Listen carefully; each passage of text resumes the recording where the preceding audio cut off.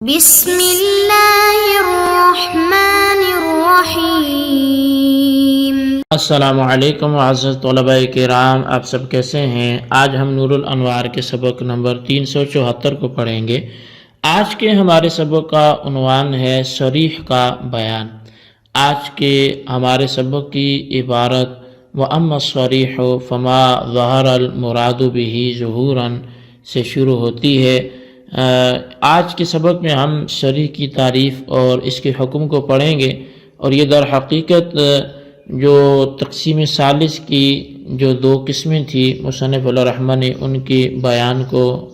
اختتام پہ لے کے گئے، اس کی تکمیل کی، اور اب جو ہے وہ قسم ثالث یعنی کہ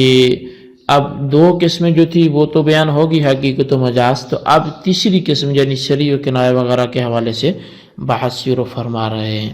تو آئیے سب سے پہلے عبارت پڑھ کے اس کا ترجمہ کرتے ہیں، اس کے بعد پھر باقاعدہ سبق کی وضاحت کی طرف بڑھتے ہیں۔ مصنف علیہ الرحمہ لکھتے ہیں وَأَمَّا الصَّرِيحُ فَمَا ظَهَرَ الْمُرَادُ بِهِ ظُهُورًا بَيِّنًا حَقِيقَةً كَانَ أَوْ مَجَازًا فيه تنبيه على أن الصريح والكناية يجتمع مع كل من الحقيقة والمجاز فكأنهما قسمان منهما، ولما كان ظهوره من وجوه الاستعمال فلا حاجة إلى قيد يخرج به النص والمفسر، لأن ظهوره من حيث الاستعمال وظهورهما بقصد المتکلم والقرائن۔ اور صریح وہ لفظ ہے جس سے اس کی مراد بالکل ظاہر ہو، خواہ وہ صریح حقیقی ہو یا مجازی ہو۔ اس میں اس بات پر تنبیہ ہے کہ صریح اور کنایہ یہ دونوں حقیقت اور مجاز میں سے ہر ایک کے ساتھ جمع ہو جاتے ہیں۔ گویا دونوں حقیقت و مجاز کی قسمیں ہیں، چونکہ صریح کا ظہور طریق استعمال کے قبیل سے ہے، اس لیے کسی ایسی قید کی ضرورت نہیں ہے کہ جس کے ذریعے نص اور مفسر کو خارج کیا جائے، کیونکہ صریح کا جو ظہور ہے وہ استعمال کے لحاظ سے ہے، اور ان دونوں کا جو ظہور ہے وہ متکلم کے قصد اور قرائن سے ہے۔ كقوله أنت حر وأنت طالق، الظاهر أنهما مثالان للصريح من الحقيقة، فإنهما حقيقتان شرعيتان في إزالة الرق والنكاح صريحان فيهما، ويحتمل أن يكون مثالين للحقيقة والمجاز باعتبار الجهتين، لأنهما مجازان لغويان في هذا المعنى وحقيقتان شرعيتان فيه، هكذا قيل۔ تو فرمایا جیسے کہ اس کا یہ قول کہ انت حر تو آزاد ہے اور انت طالق تجھے طلاق ہے، بظاہر یہ دونوں مثالیں صریح حقیقی کی ہیں، کیونکہ یہ دونوں مثالیں ازالہ رقیت اور ازالہ نکاح میں دو شرعی حقیقتیں ہیں، اور دونوں صریح ہیں۔ اور یہ بھی احتمال ہے کہ مذکورہ دونوں مثالیں حقیقت اور مجاز کی ہوں، دو اعتبار سے، کیونکہ اس معنی میں یہ دونوں دو لغوی مجاز ہیں اور دو شرعی حقیقتیں ہیں، ایسا ہی کہا گیا ہے۔ وحکمہ تعلق الحکم بعین الکلام وقیامہ مقام معناہ حتی استغنی عن العزیمۃ، ای لا يحتاج الى ان ینوی المتکلم ذلك المعنى من اللفظ، فإن قصد ان يقول سبحان اللہ فجرى على لسانه انت طالق يقع الطلاق ولو لم يقصده، وهكذا قوله بعت واشتريت۔ فرمایا کہ اس کا صریح کا حکم یہ ہے کہ حکم عین کلام سے متعلق ہو اور کلام اپنے معنی کے قائم مقام ہو، یہاں تک کہ ارادہ اور نیت سے بے نیاز ہو، یعنی اس بات کا محتاج نہیں ہوگا کہ متکلم لفظ سے اس کے معنی کا ارادہ کرے، چنانچہ اگر کسی نے سبحان اللہ کہنے کا ارادہ کیا لیکن اس کی زبان پر انتی تعلقن جاری ہو گیا تو طلاق واقع ہو جاتی ہے اگرچہ اس کا قصد نہ کیا ہو، اور ایسا ہی حکم اس کے قول بیتو اور اشتریتو کے اندر بھی ہے۔ جی طلبہ کرام، یہ تھی ہمارے آج کے سبق کی عبارت اور اس کا ترجمہ۔ آئیے اب اس کی وضاحت کی طرف بڑھتے ہیں۔ مصنف نے تقسیم ثالث کی دو قسموں یعنی حقیقت اور مجاز کی بحث سے فارغ ہو کر اسی قسم ثالث کی تیسری قسم یعنی صریح کی تعریف اور اس کے حکم کا ذکر کیا۔ چنانچہ فرمایا کہ صریح وہ لفظ ہے جس کے معنی اور مراد بالکل ظاہر ہوں، ان میں کسی طرح کا احتمال باقی نہ رہے، بلکہ لفظ کے بولتے ہی اس کے معنی سمجھ میں آ جائیں۔ وہ لفظ صریح خواہ حقیقی ہو یا وہ خواہ مجازی ہو۔ اب شارح فرماتے کہ مصنف کے قول حقیقتاً کانا او مجازن میں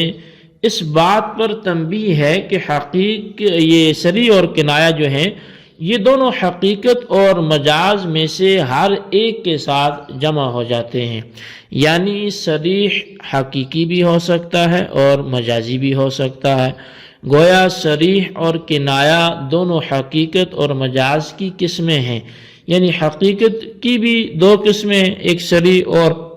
دوسری کنایہ، اور مجاز کی بھی دو قسمیں ہیں، ایک صریح اور دوسری کنایہ۔ تو یعنی ان کا آپس میں تعارض اور تناقض نہیں ہے کہ اگر حقیقت میں صریح آ سکتا ہے تو مجاز میں نہیں آ سکتا، یا مجاز میں کنایہ آ سکتا ہے تو حقیقت میں نہیں آ سکتا، بلکہ یہ صریح اور کنایہ دونوں حقیقت کا بھی حصہ بن سکتے ہیں اور مجاز کا حصہ بھی بن سکتے ہیں۔ اچھا، وَلَمَّا كَانَ ظُهُورُهُ مِنْ وُجُوهِ الاستعمال سے ایک سوال کا جواب دینا مقصد ہے، اور وہ سوال یہ ہے کہ تعریف کے لیے جامع اور مانع ہونا ضروری ہوتا ہے، حالانکہ صریح کی تعریف دخول غیر سے مانع نہیں ہے،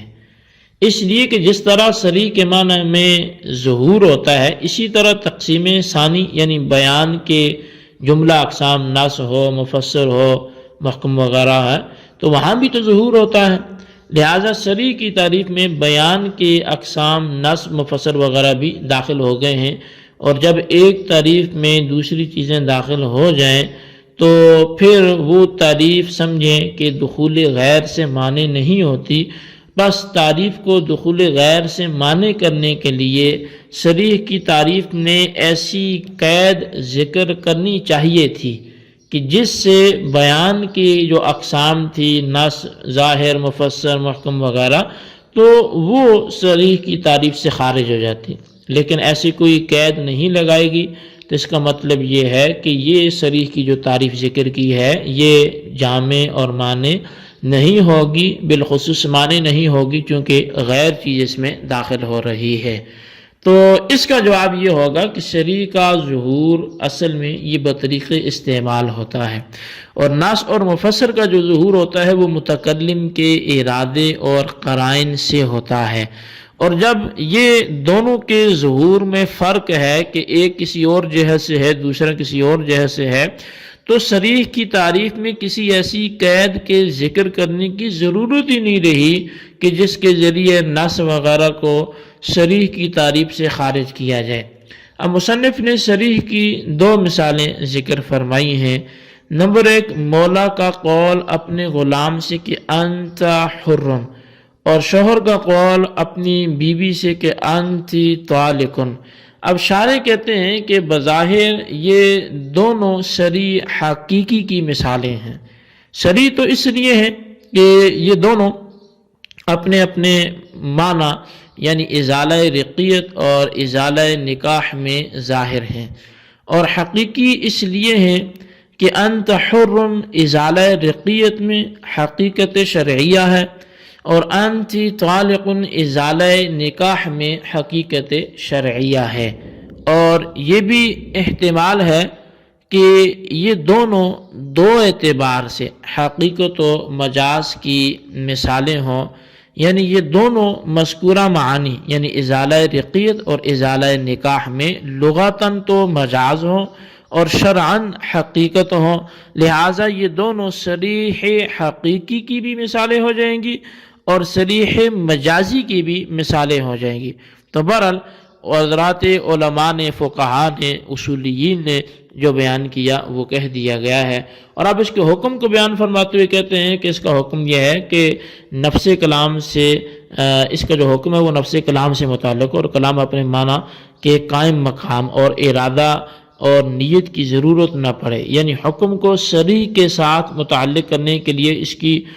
ضرورت نہیں ہے کہ متکلم اس لفظ صریح سے معنی کا ارادہ کرے، بلکہ بغیر ارادے ہی کے حکم مرتب ہو جائے گا۔ چنانچہ اگر کسی نے سبحان اللہ کہنے کا ارادہ کیا لیکن اس کی زبان پر انتی طالق جاری ہو گیا تو اس سے قضان طلاق واقع ہو جائے گی، اگرچہ طلاق کا ارادہ نہیں کیا۔ اسی طرح اگر بغیر ارادے کے بے تو یشتری تو کہا تو ان کا حکم بھی ثابت ہو جائے گا، یہاں نیت کی ضرورت نہیں ہوگی۔ جی طلبہ کرام، یہ تھا ہمارے آج کے سبق کی عبارت، ترجمہ، وضاحت۔ اس کو اچھی طرح سمجھے، اس کے خلاصے کو اپنے رجسٹر پر لکھیں، بالخصوص ان سوالات کے جوابات دیں۔ سوال نمبر 1 یہ ہے کہ صریح کی تعریف بیان کریں، اور سوال نمبر 2 یہ ہے کہ صریح کا حکم تحریر کریں۔ اللہ تبارک و تعالی سے دعا ہے جو کچھ ہم نے سنا سمجھے سے یاد رکھنے کی توفیق نصیب فرمائے۔ آمین بجاہ النبی الامین صلی اللہ علیہ وسلم۔